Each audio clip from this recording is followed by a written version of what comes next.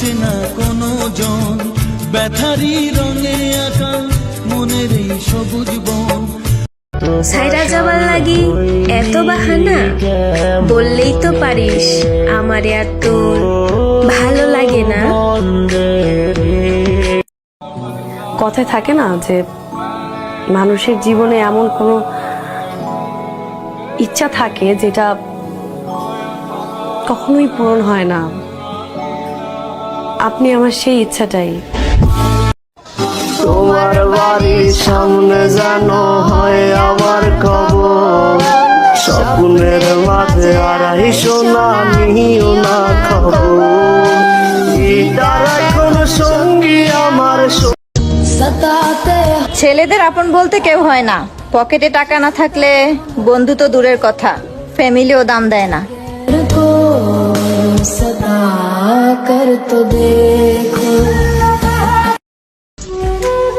একটা কথা জানো কি ভাই, যখন তোমার পকেটে টাকা থাকবো না, তখন তোমার ভালোবাসার মানুষের, প্রিয় মানুষের অভাব থাকবো না। তখন তোমার আত্মীয় স্বজন যেগুলো পর থাকে না, সেইগুলো তোমার আপন হয়ে যায়। যখন তোমার পকেটে টাকা নাই, তোমার প্রিয় মানুষও পর হয়ে যায়।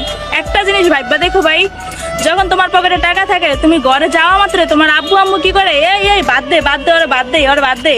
টাকা নাই, যদি আম্মু বাদ দাও, লইয়া খা।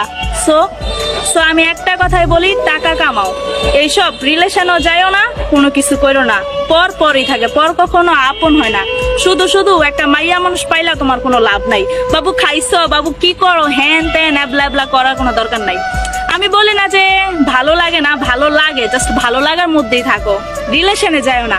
রিলেশনে যাইবা, সেই ছোট্ট জীবনেও প্রচুর পরিমাণ আঘাত পাইবা, বুঝো নাই? সো টাকা কামাও। तो मुझे सिर्फ एक रीजन बता जिसकी वजह से मैं पैसे के पीछे ना भागूं। मेरा बाप बीमारी में तड़प तड़प कर इस दुनिया से चला गया क्योंकि उसका चेकअप नहीं हो पाया। किसके लिए? पैसे के लिए। मेरी जिंदगी में जो सबसे अजीज थी, अपनी आंखों के सामने मैंने उसे किसी और का होते देखा है। किसके लिए?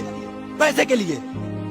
अपने आप को परिवार बताने वाले जो एक वक्त पे कहते थे कि अगर कोई प्रॉब्लम हो तो मुझे बोलना, मैंने उनको पलटते देखा है। किसके लिए?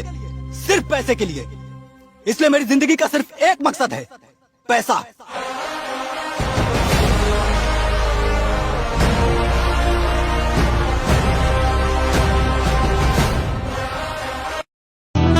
আমার পরিবারই তো আমারে বুঝে না, আর তুমি তো অন্যের মেয়ে, তুমি কি করে বুঝবা?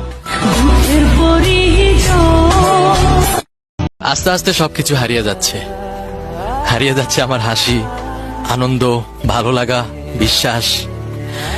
আগে তো একাকিত্ব দেখে ভয় লাগতো, এখন তো মনে হয় একাকিত্বর মধ্যেই শান্তি।